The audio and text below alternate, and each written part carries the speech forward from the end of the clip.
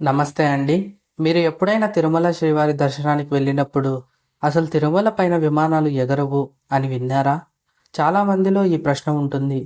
అది నిజమా? ఒకవేళ నిజమైతే ఎందుకు? ఇలాంటి సందేహాలు చాలా మందికి ఉన్నాయి. ఈరోజు మనం ఈ ఆసక్తికరమైన విషయంపై పూర్తి క్లారిటీ తెచ్చుకుందాం. అసలు వాస్తవాలు ఏంటి? ఏ ప్రచారం నిజం? ఏది అపోహ? ఈ వీడియోలో వివరంగా చూద్దాం. మొదటగా ఒక ముఖ్యమైన విషయాన్ని స్పష్టం చేయాలి.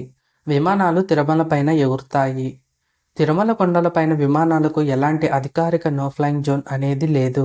అంటే భారత ప్రభుత్వ ఏవియేషన్ విభాగం కానీ డీజీసీఏ కానీ ఈ ప్రాంతంలో విమానాలు ఎగరకూడదు అని ఎక్కడా అధికారంగా ప్రకటించలేదు. తిరుపతి ఎయిర్పోర్ట్ నుండి రాకపోకలు సాగించే విమానాలు వాటి రూట్ను బట్టి కొన్నిసార్లు తిరుమల ప్రాంతం మీదుగా వెళ్తుంటాయి. అయితే మరి విమానాలు ఎగరవు అనే ప్రచారం ఎందుకు విస్తరించింది? దీనికి ప్రధాన కారణం తిరుమల తిరుపతి దేవస్థానం మరియు కోట్లాది మంది భక్తుల బలమైన అభ్యర్థనలు మరియు ఆకాంక్షలు. తిరుమల ఒక అత్యంత పవిత్రమైన పుణ్యక్షేత్రం.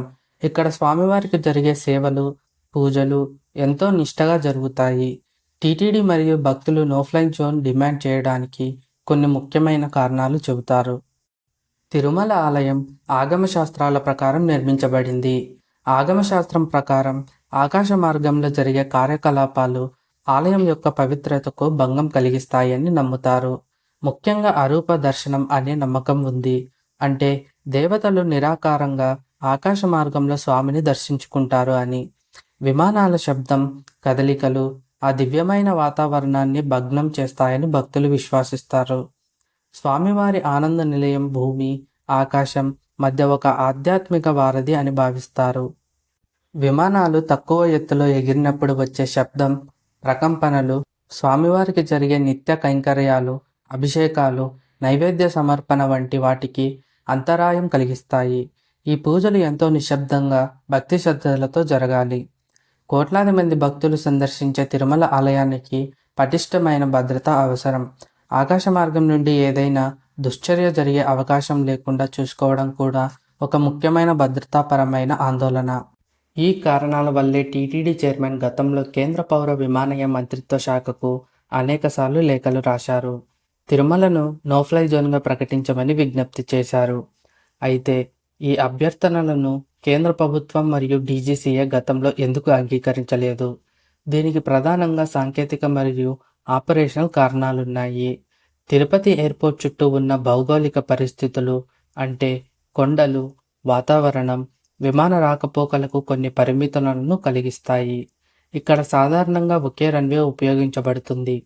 తిరుపతి విమానాశ్రయం ఆంధ్రప్రదేశ్లోని ముఖ్యమైన విమానాశ్రయాలలో ఒకటి. తిరుమలకు వచ్చే భక్తులకు, ఇతర ప్రయాణికులకు ఇది చాలా సౌకర్యవంతంగా ఉంటుంది. ఒకవేళ నో ఫ్లై జోన్ ప్రకటిస్తే అది విమాన రాకపోకలకు మరింత క్లిష్టతరం చేసి విమానాశ్రయానికి ప్రాప్యతను తగ్గిస్తుంది. ఈ కారణాల వల్లే ప్రస్తుతానికి తిరుమలను నో ఫ్లై జోన్గా ప్రకటించడం సాధ్యం కాదు అని గతంలో ప్రభుత్వం పార్లమెంట్లో కూడా స్పష్టం చేసింది. సాధారణ విమానాలకు నో ఫ్లై జోన్ లేకపోయినా డ్రోన్లకు మాత్రం తిరుపతి, తిరుమల ప్రాంతంలో తీవ్ర ఆంక్షలు మరియు నిషేధం ఉన్నాయి. ఇటీవల తిరుపతి జిల్లాను పూర్తిగా డ్రోన్ రెస్ట్రిక్టెడ్ జోన్గా ప్రకటించారు. ఎవరైనా డ్రోన్లు ఎగరేయాలంటే డీజీసీఏ నుండి ప్రత్యేక అనుమతులు, స్థానిక పోలీసుల పర్మిషన్ తప్పనిసరి. భద్రతా కారణాల దృష్ట్యా ఇది చాలా అవసరం. నిబంధనలు ఉల్లంఘిస్తే కఠిన చర్యలు తీసుకుంటారు. చూశారుగా, తిరుమల పైన విమానాలు ఎగరవు అనేది ఒక అపోహ మాత్రమే. విమానాలు ఎగురుతాయి, కానీ టీటీడీ మరియు భక్తుల నుండి బలమైన నో ఫ్లై జోన్ డిమాండ్ ఉంది. భద్రతా, ఆధ్యాత్మిక కారణాల వల్ల ఆ డిమాండ్ సమంజసమైనదే. అయితే సాంకేతిక కారణాల వల్ల కేంద్రం ఇంకా దాన్ని అంగీకరించలేదు. కానీ డ్రోన్లపై మాత్రం పూర్తి నిషేధం ఉంది. ఈ విషయంపై మీకు పూర్తి క్లారిటీ వచ్చిందని ఆశిస్తున్నాను. ఇలాంటి ఆసక్తికరమైన విషయాలపై మరిన్ని వీడియోలు చూడాలంటే మా ఛానల్ని సబ్స్క్రైబ్ చేసుకోండి.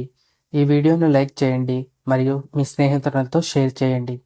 మీ అభిప్రాయాలను కింద కామెంట్స్లో తెలియజేయండి. మళ్ళీ ఇంకో వీడియోలో కలుద్దాం.